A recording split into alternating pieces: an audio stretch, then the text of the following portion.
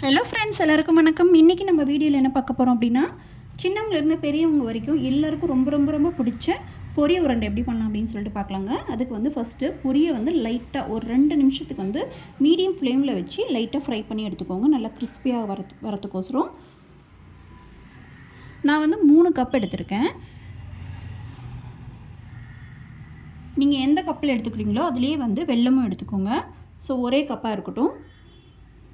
ஒரு 2 நிமிஷம் இருந்தால் போதும், ரொம்ப தீய விட்டுறாதீங்க. மீடியம் ஃப்ளேமில் வச்சு ஃப்ரை பண்ணிக்கோங்க. இந்த மாதிரி கிறிஸ்பியாக இருக்கட்டும். இப்போ இதை எடுத்து பிளேட்டில் மாற்றிட்டு அதே கப்பில் வந்து வெல்லம் எடுத்துக்கோங்க, ஒரு கப் அளவுக்கு. இப்போ லைட்டாக ஒரு 2 ஸ்பூன் அளவுக்கு தண்ணி ஊற்றிக்கோங்க. இந்த வெல்லம் வந்து நல்லா கரையட்டும். இதுவும் வந்து மீடியம் ஃப்ளேம்லேயே வச்சுக்கோங்க. வெல்லம் வந்து டக்குன்னு வந்து இதாகிடும், பாகு வந்துடும். ஸோ அதனால் மீடியம் ஃப்ளேம்லேயே வச்சுட்டு இந்த மாதிரி மிக்ஸ் பண்ணிக்கிட்டே இருங்க. இந்த கட்டியெல்லாம் இருந்துச்சு அப்படின்னா உடச்சி விட்டுருங்க.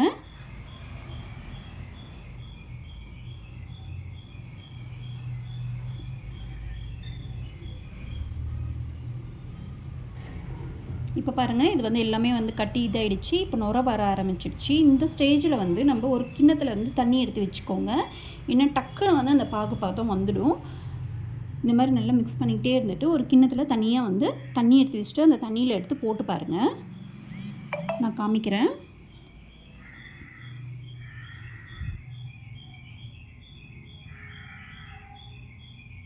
இப்போ கொஞ்சம் வந்து லோ ஃப்ளேம்லேயே வச்சுக்கோங்க. பாருங்கள், இந்த மாதிரி தண்ணியில் எடுத்து போட்டு பாருங்கள். போட்டு பார்த்துட்டு அதை எடுத்து பார்த்தீங்க அப்படின்னா இந்த மாதிரி பால் மாதிரி நமக்கு வரணும். இதுதான் வந்து கரெக்டான ஷேப்பு. இந்த மாதிரி நமக்கு கையில் எடுத்து பார்த்தோம் அப்படின்னா பால் மாதிரி வரணும். இப்போ வந்து ஸ்டவ்வை வந்து டக்குன்னு ஆஃப் பண்ணிவிடுங்க. ஸ்டவ் ஆஃப் பண்ணிவிட்டு கொஞ்சமாக வந்து ஏலக்காய் பொடி போட்டுக்கோங்க. ஒரு 1/4 டேபிள் ஸ்பூன் போட்டுக்கோங்க. இப்போ இதையும் வந்து மிக்ஸ் பண்ணிக்கலாம். நான் ஸ்டவ் வந்து ஆஃப் பண்ணிட்டேன்.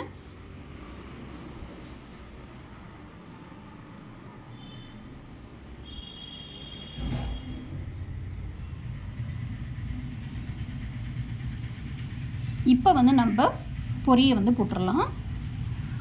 ஃப்ரை பண்ணி வச்சுருக்க பொரியை வந்து போட்டுக்கோங்க.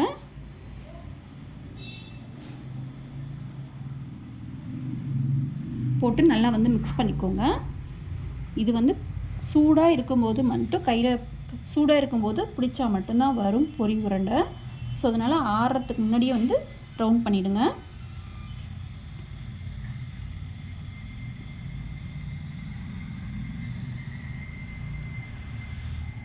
இந்த மாதிரி ஃபுல்லாக வந்து பாகு எல்லாமே எல்லா இடத்துலையும் போகிற மாதிரி நல்லா வந்து மிக்ஸ் பண்ணிவிட்டு அதுக்கப்புறம் 1 டேபிள் ஸ்பூன் அளவுக்கு நெய் விட்டுக்கோங்க. இதையும் வந்து நல்லா மிக்ஸ் பண்ணிக்கலாம்.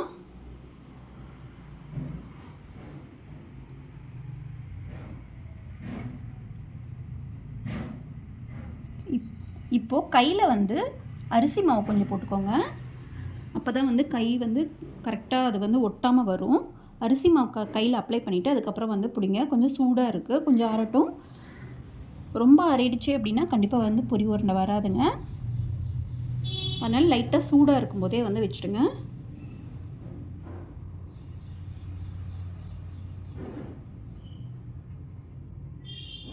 இப்போ எடுத்து பிடிக்கலாம்.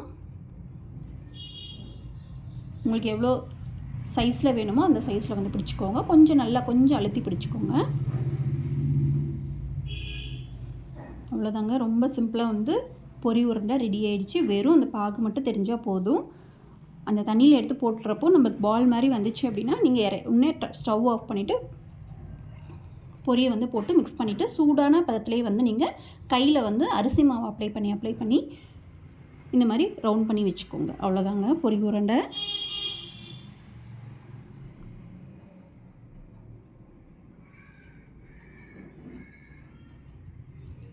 இந்த மாதிரி எல்லாமே வந்து நம்ம ரவுண்ட் பண்ணி வச்சுக்கலாம். பசங்களுக்கு ரொம்ப பிடிச்ச டிஷ் இது. நல்லா கிறிஸ்பியாக இருக்கும். பொரி வீட்டில் இருந்துச்சு அப்படின்னா இந்த மாதிரி வந்து கண்டிப்பாக ட்ரை பண்ணி பாருங்கள். இந்த வீடியோ உங்களுக்கு பிடிச்சிருந்தது அப்படின்னா லைக் பண்ணுங்கள், ஷேர் பண்ணுங்கள், மறக்காமல் வந்து சப்ஸ்கிரைப் பண்ணுங்கள். நன்றி, வணக்கம்.